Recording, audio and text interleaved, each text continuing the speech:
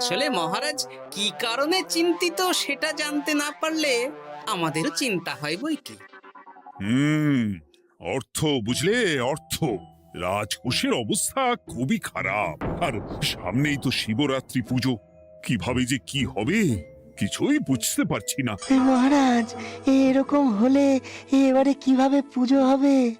শিবরাত্রির পুজোয় তো অনেক খরচ। এত লোকজন আসেন, তাদের জন্য ভোগের প্রসাদের ব্যবস্থা করা তো মুখের কথা নয়। এবার তোমাদের সবাইকে দায়িত্ব নিতে হবে। আমরা সবাই কি দায়িত্ব মহারাজ? আমি গতকাল তোমাদের রানীমার সাথে এই ব্যাপারে কথা বলেছি। রানীমা কি বললেন মহারাজ? দেখো, তোমরা সব সভাসদেরা যদি মুক্ত হস্তে দান করো আর রাজকোষ থেকেও যতটা সম্ভব অর্থ সাহায্য দিয়ে এবারে পুজো এবং ভোগের আয়োজন তাহলে সুসম্পন্ন করা যাবে। দানের চেয়ে বড় পুণ্যকর্ম আর কি আছে? যে সভাসদ সবচেয়ে বেশি দান করবে তাকে পরে কিছু অর্থ সাম্মানিক হিসেবে দেওয়া হবে। আচ্ছা মহারাজ। তাহলে আজ রাজসভার আলোচনা এইটুকুই রইল, বাকি কথা পরে হবে। বলি গিন্নি, আমি খুব সমস্যার মধ্যে আছি বুঝলে। হ্যাঁ, তোমার তো অর্থের টান ধরলেই আমার কথা মনে পড়ে গো। কি করে বুঝলে? বাবা, বুঝবো না? এতদিন ধরে তোমার সাথে সংসার করছি, তাও বুঝবো না? আমি কি আজকাল আর তোমার কাছে চাই বলো? আমার মা আমার নাম রেখেছিল পার্বতী, আর বলেছিল দেখিস তুই ভগবান শিবের মতন বর পাবি। তোমাকে পেয়েছি, কিন্তু সাথে পেয়েছি অভাব। হ্যাঁ, সে যতই অভাব হোক, মন্ত্রী মশাইয়ের মতো স্বভাব তো নষ্ট করিনি গিন্নি। সেই জন্যেই তো তোমার সংসারে পড়ে আছি গো, নইলে কবে এই চাল চুলোহীন সংসার ছেড়ে চলে যেতুম। হ্যাঁ, বলছি শোনো না, ওই কিছু মোহরের খুব দরকার। এবার মন্দিরে শিবরাত্রির পুজো হবে, কিন্তু মহারাজ তেমন খরচ করতে পারবেন না। তাই তাই কি? তাই আমাদের সব সভাসদদের বলেছেন দান করবার জন্য। এই দেখো, আমার যা গয়নাগাটি ছিল সবই তো বন্ধক রাখা আছে, নইলে বলতাম। আরে বাবা, সে তো জানি, কিন্তু আর কোনো উপায় নেই। কি বলি বলো তো? দেখি কি করা যায়। আরে বাবা রে বাবা, এত চিন্তা ভাবনা না করে বাবা মহাদেবের ওপর ভরসা রাখো গো, উনি কোনো একটা পথ দেখাবেন। দেখো, দেখা যাক গিন্নি, উনি এখন আমার আশা ভরসা।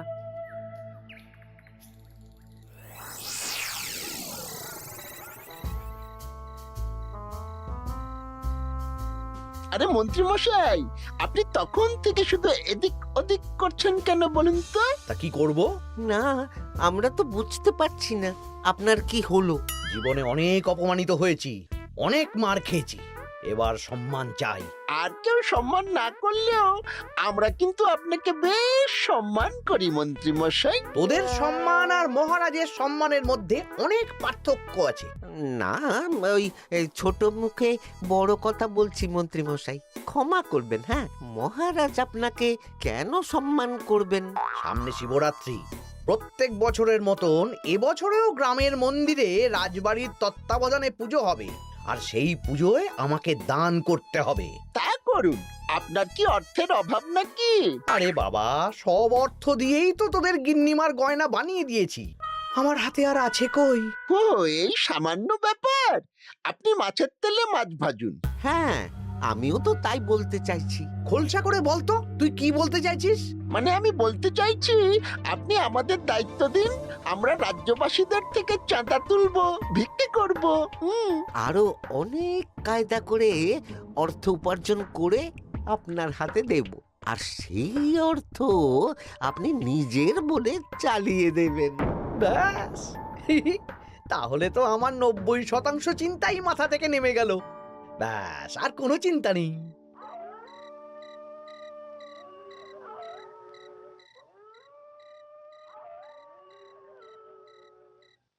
কি গো, এত রাত হয়ে গেল, এখনো ঘুমোচ্ছ না কেন বলো তো? হ্যাঁ, খুব চিন্তা হচ্ছে গো গিন্নি, এখনো বুঝে উঠতে পারিনি যে কি করে দান করব। শুধু অর্থদানই কি দান নাকি গো? শিব ঠাকুর তো আমাদের প্রত্যেকের মধ্যেই রয়েছেন গো। হ্যাঁ, তা তো তিনি আছেন। তুমি বরং ভক্তদের সহযোগিতা করো। পুজোর দিন ভক্তরা দূর থেকে যাতে মন্দিরে আসতে পারে সেই ব্যবস্থা করো। মন্দির প্রাঙ্গণ পরিষ্কার পরিচ্ছন্ন রাখো। হ্যাঁ, ঠিক বলেছো গিন্নি, এটা তুমি ঠিক বলেছো।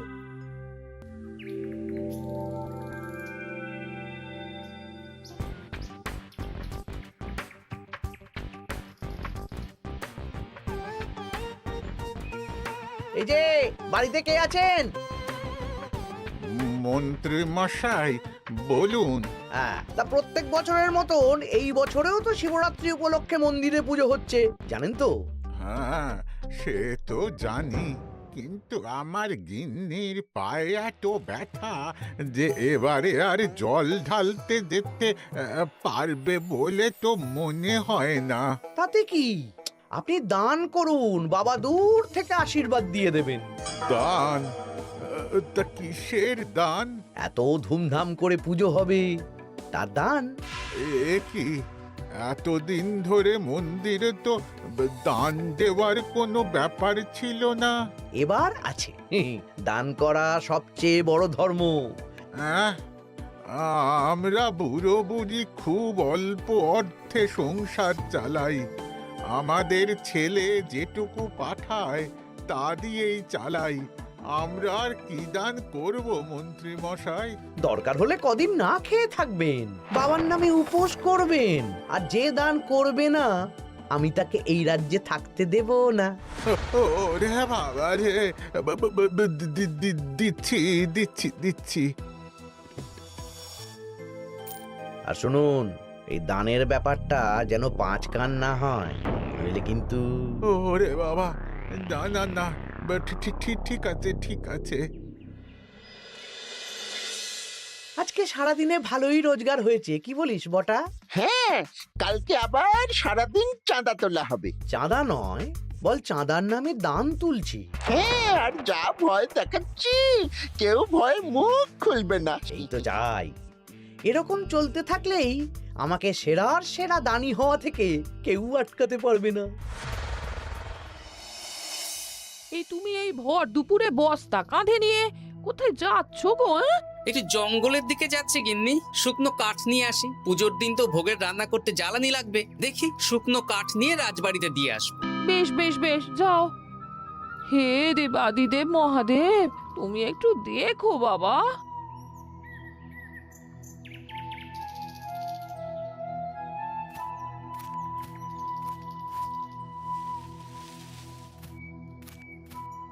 আরে আরে, নগেন খুঁড়ো না, এই সময় কাঠ কুড়োচ্ছ কেন?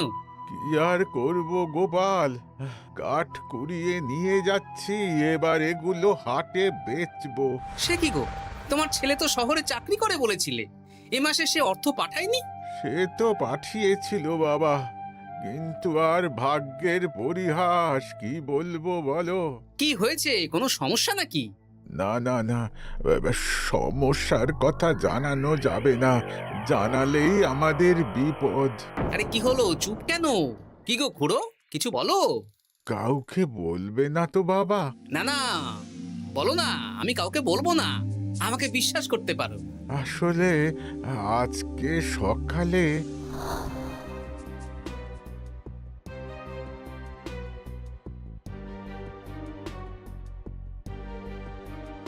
হ্যাঁ, মন্ত্রী মশাই? হ্যাঁ, শুধু আমাদের বাড়ি থেকে না, গ্রামের সব বাড়ি থেকে তুলেছে। ঠিক আছে খুড়ো, তুমি নিশ্চিন্তে থাকো। আর আমার চিন্তার শেষ নেই। আমার গিন্নির কদিন ধরে এত পায়ে ব্যথা যে এবারে অতটা হেঁটে মন্দিরে বাবার মাথায় দুধ ঢালতে যেতে পারবে না। ঠিক আছে, তুমি একদম চিন্তা করো না, আমি দেখছি কি করা যায়।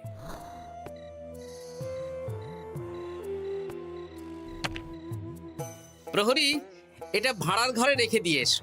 বলো গোপাল দিয়েছে, ভোগ রান্নার সময় জ্বালানি লাগবে তো, তাই এই কাঠ দিয়ে গেলাম। আচ্ছা গোপাল দাদা।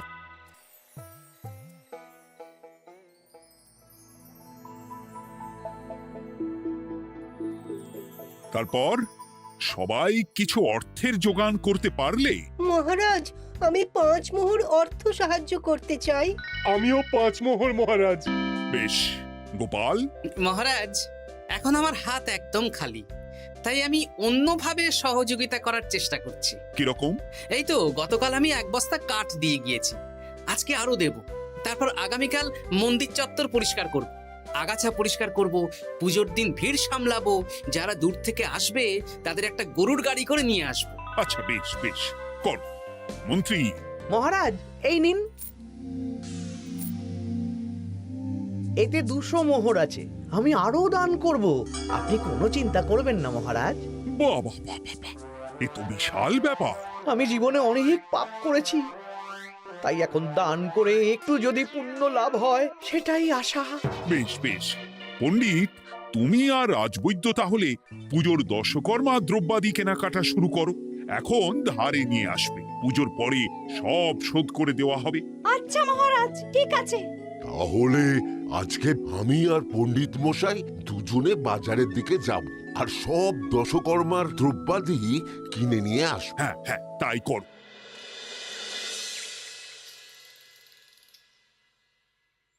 এই ঘটা পুঁটির বাবা একটা কানা করিও চাঁদা দেয়নি। হ্যাঁ, আমার মাথায় একটা বুদ্ধি আছে। কি বুদ্ধি? দেখ, ওদের বাড়ির বাইরে একটা শাড়ি ঝুলছে। শাড়িটা দেখে খুব একটা ওই পুরানো মনে হচ্ছে না। ওটা হাত সাফাই করে বাজারে বেচে যা অর্থ পাবো সেটাই মন্ত্রী মশাইকে দেব, তাই তো? একদম তাই।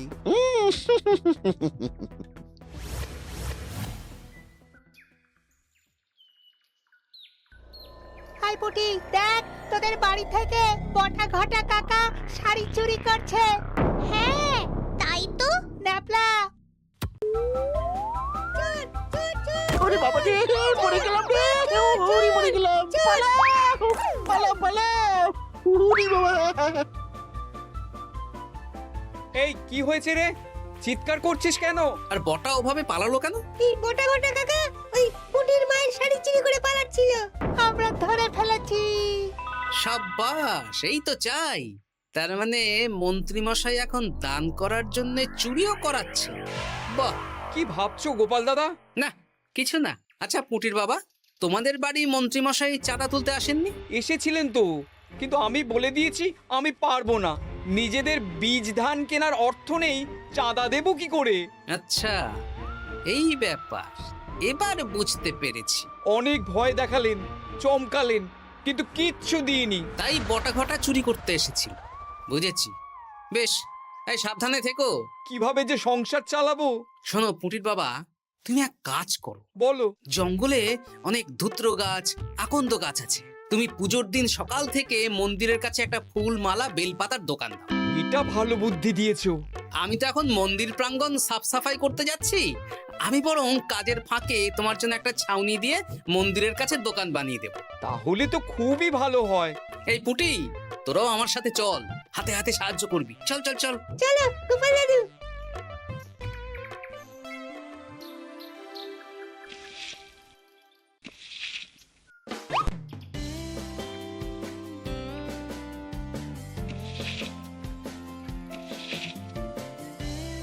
দাদু, এই জায়গাটা গর্ত আছে, তাই মাটি নিয়ে এলাম। এই তো বুদ্ধিমান ছেলে, এবার ঢেলে দে। ব্যাস, এখানটা এবার ঠিক হয়ে গেল। দেখি এবার মন্দিরের পিছনের দিকটা একটু পরিষ্কার করে দিই।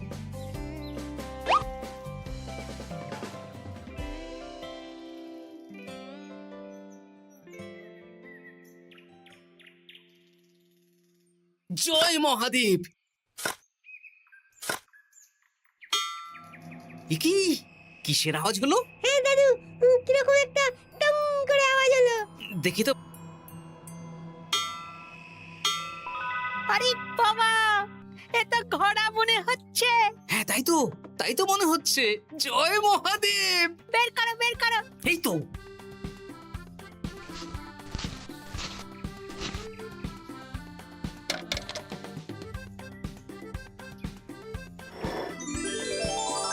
ও দাদু, এ তো সোনার মোহর।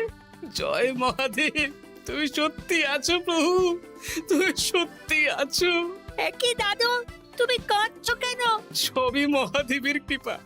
মহারাজ বলেছিলেন দান করতে, মহাদেব নিজেই নিজের পুজোর ব্যবস্থা করে নিলেন রে। হ্যাঁ, তাই তো দেখছি দাদু। তবে শোন, এই কথাটা কাউকে বলিস না। আচ্ছা গোপাল দাদু, আমরা কাউকে বলবো না। হ্যাঁ।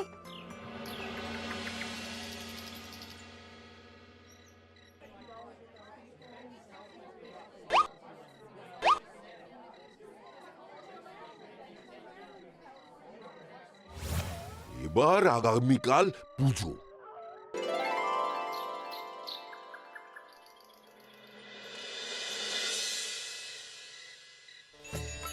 জয় শিব শম্ভু, হর হর মহাদেব। হে প্রভু, হে মহাদেব, জগতের কল্যাণ করো ভোলানাথ। জয় শিব শম্ভু। জয় জয় শিব শম্ভু, জয় শিব শম্ভু। বাবা দেখো বাবা, বাহ বাহ বাহ বাহ, এই তো সব ভালোই হচ্ছে। ভালো তো হবেই মহারাজ। আমি যা দান করেছি, পুজো পাঠ এবারে ধুমধাম করে হবে। দান করে অত অহংকার করতে নেই মন্ত্রী। এক হাতে দান করলে আরেক হাতকে জানাতে নেই, বুঝলে? বুঝেছি মহারাজ।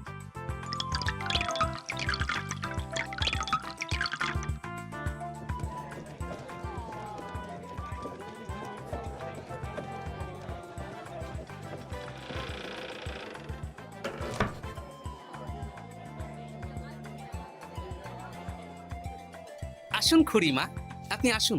সত্যি গোপাল, তোমার মতো মানুষ হয় না।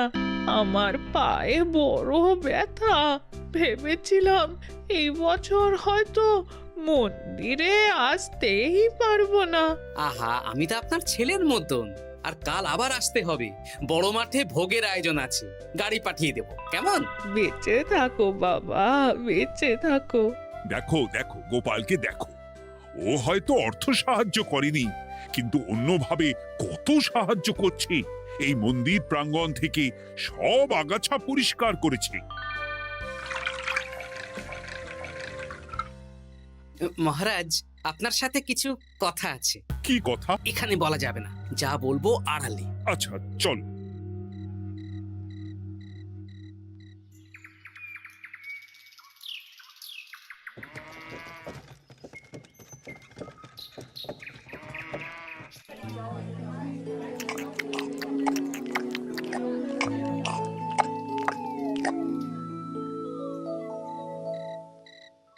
আজ সান্ধ্য সভায় সবাইকে আমি ডাকলাম, তার একটাই কারণ। কি কারণ মহারাজ? কি বলবেন আজ? গতকাল শিবরাত্রির পুজো আর আজ বেলার পুজোর ভোগ গ্রহণ পর্ব বেশ ভালোভাবেই সুসম্পন্ন হলো। এতে আমি খুব খুশি ও শান্তি পেয়েছি। তাই মহারাজ আমাকে সম্মান প্রদান করবেন, তাই তো? আমার মনে হয় আমি সবচেয়ে বেশি দান করেছি। না, তুমি তো কোনো নিঃস্বার্থ দানই করনি। মানে আমি যে কত মোহর দিলাম। ওগুলো তো লোকজনকে ভয় দেখিয়ে দানের নামে চাঁদা তুলে দিয়েছো। সেরেছে, সব জেনে গেছেন। হ্যাঁ, সেই জন্য সম্মান নয়, তোমাকে শাস্তি দেওয়া হবে। ওরে বাবা রে, ভুল হয়ে গেছে, ভুল হয়ে গেছে। ক্ষমা করুন মহারাজ, ক্ষমা করুন। এসব ক্ষমার অযোগ্য ভুল। যাই হোক, মহাদেবের কৃপায় মহাদেবের পুজো হয়েছে। তুমি যে অর্থ লোকজনের কাছ থেকে তুলেছিলে সেটা লোকজনের মধ্যেই বিলিয়ে দেওয়া হবে। তাহলে পুজোয় যা খরচ হলো তার বকেয়া কিভাবে মেটাবেন? সেটার ব্যবস্থা তো স্বয়ং মহাদেব করেছেন মন্ত্রী মশাই। হ্যাঁ, মহাদেব কিভাবে? আমি একদিন বিকেল বেলা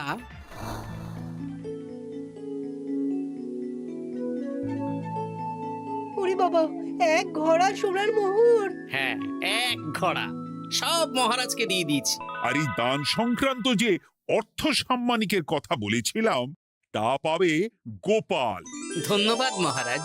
তবে মন্ত্রী মশাই যে অর্থ লোকজনের কাছ থেকে বলপূর্বক তুলেছেন সেটা দিয়ে গরিব চাষি ভাইদের বীজ কেনার অর্থ দান করা হবে। আর মহাদেবের কৃপায় যে এক খড়া মোহর পাওয়া গেছে তা দিয়ে বকেয়া মেটানো হবে। সাবাস গোপাল, সাবাস। এই না হলে আমার গোপাল। সাধু সাধু। আর মন্ত্রী মশাইকে কি করা হবে?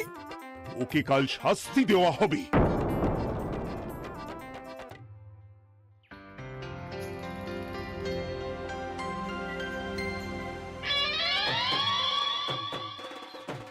ও মহাদেব, ও শিব ঠাকুর, আমাকে ক্ষমা করে দিন, ক্ষমা করে দিন আমাকে।